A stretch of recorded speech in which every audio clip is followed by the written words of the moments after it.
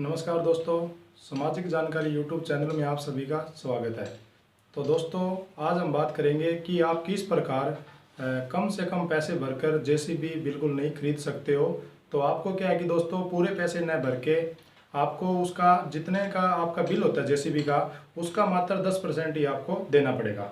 तो दोस्तों, ये पूरी जानकारी हम आपको इस वीडियो में देंगे।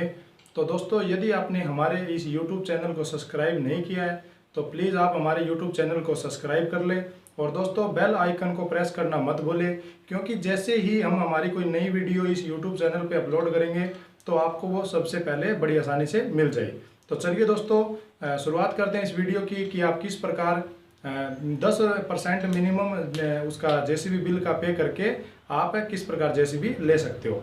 तो दोस्तों, इसके लिए सबसे पहले आपको आपका जो सिविल जो ट्रैक होता है वो इतना बढ़िया होना चाहिए कि आपको बैंक फाइनेंसर आपको पैसे देने के लिए मना ना करे।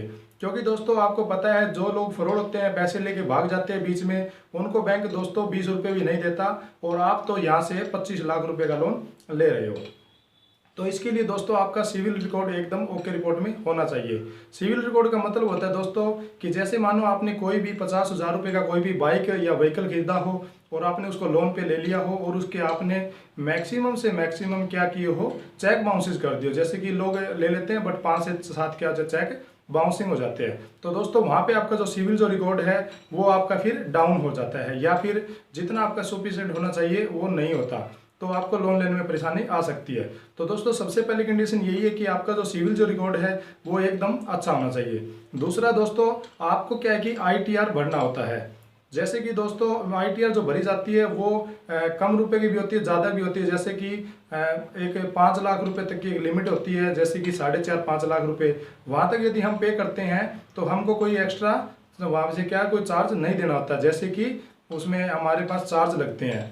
तो दोस्तों, आप क्या करते हो, अगर आप 4 लाख रुपए तक की भी मिनिमम आईटीआर भरते हो अगर रूटीन में, तो 3 साल की आपके पास आईटीआर होनी चाहिए और आप वहाँ से आईटीआर भर के भी वहाँ से फ़ायदा ले सकते हो। आईटीआर भरने का मतलब दोस्तों फ़ायदा क्या होता है कि जो भी फाइनेंसर आपको पैसे देता है तो उसको ये शो हो जाता है कि आपकी ईयरली जो इनकम है वो 4 लाख रुपए मिनिमम है, ताकि वो आपको आसानी से पैसा दे सके। क्योंकि दोस्तों, फाइनेंसर हमारे अंदर है ना बिल्कुल जी जान से ये सारी चीज़ें देखता है कि क्या हम लोन लेने के बाद पैसा टाइम पे वापस कर देंगे। वो एक आईटीआर हमारा एक बहुत अच्छा माध्यम होता है पैसे दिलाने का, क्योंकि वहाँ पे हमारी इनकम 4 लाख रुपए एक साल की फिक्स हो जाती है। तो इस प्रकार दोस्तों आपकी आईटीआर भरी होनी चाहिए और वो मिनिमम 3 साल की आपके पास होनी चाहिए। उसके बाद दोस्तों, आपके पास 2 आईडी कोई भी हो, जैसे कि आप आईडी के तौर पे आधार कार्ड है, राशन कार्ड है या फिर पैन कार्ड भी आप यूज़ कर सकते हो। और दोस्तों, पैन कार्ड तो वैसे इसमें मोस्टली जरूरी होता है, क्योंकि उसमें क्या होता है टैक्स का जो हमें भरना होता है वो सारा हमारे पैन कार्ड के ऊपर चढ़ा हुआ होता है। तो इसीलिए दोस्तों पैन कार्ड तो इसमें अनिवार्य है। तो इसके साथ साथ दोस्तों आपको एक गारंटर की भी जरूरत पड़ती है कि कल को आपको जैसे कि जेसीबी ले लेते हो, लेकिन आप अगर पैसे टाइम पे नहीं भरते तो आपने जिसको भी गारंटर के रूप में चुना है उस गारंटर के जो डॉक्यूमेंट है उसके साधन के उसके रोक लिए जाते हैं, या फिर उसकी कल को जैसे कि वो अपना साधन सेल करना चाहता है तो उसके साधन सेल नहीं हो पाते। तो इस प्रकार दोस्तों गारंटर की इसमें जरूरत पड़ती है।